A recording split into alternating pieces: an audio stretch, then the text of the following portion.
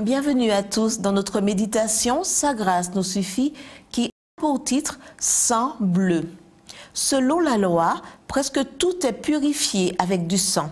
Et sans effusion de sang, il n'y a pas de pardon. Hébreux 9, verset 22.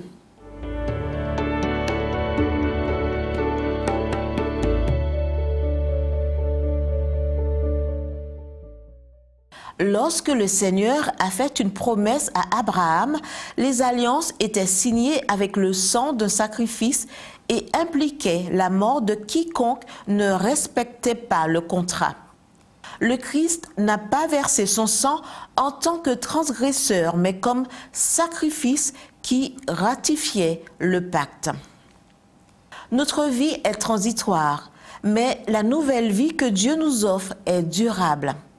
Il a fallu la mort du Christ pour que les termes de la nouvelle alliance entrent en vigueur. Cette coupe est la nouvelle alliance en mon sang qui est répandue pour vous, a dit Jésus. Luc 22, verset 20.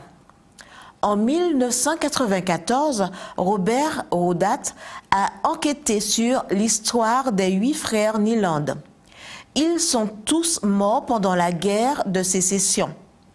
De ce travail est née l'idée du scénario du film « Il faut sauver le soldat Ryan » en 1998. Lors du débarquement de Normandie, en pleine Seconde Guerre mondiale, le capitaine Joel Miller a été choisi pour diriger une équipe chargée d'une mission dangereuse. Retrouver le soldat James Ryan, dont les 3 frères étaient déjà morts à la guerre, afin de le mettre en sécurité. La raison ? Il ne fallait pas que tous les enfants d'une même famille soient tués à la guerre. La bataille pour ce sauvetage a été dure et le capitaine Miller, sur le point de mourir, a dit à Ryan: « Nous avons fait un grand sacrifice pour toi. Vis une vie digne à la hauteur de tout cela. » À la fin du film, dans sa vieillesse, Ryan se rend sur la tombe du capitaine pour lui rendre hommage et demande à sa femme s'il a vécu dignement à la hauteur du sacrifice de son sauvetage. Le Seigneur Jésus-Christ a payé le prix de notre rançon avec son propre sang. Vous êtes sa propriété. Très bientôt, le Seigneur s'exclamera dans l'éternité: « Voici les rachetés de mon sang. Pour eux, j'ai souffert et pour eux, j'ai donné ma vie.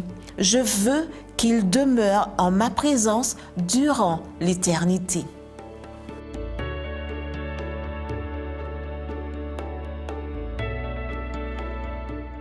Le terme « sang bleu » est utilisé au niveau international pour désigner les descendants ou les membres de familles nobles ou royales.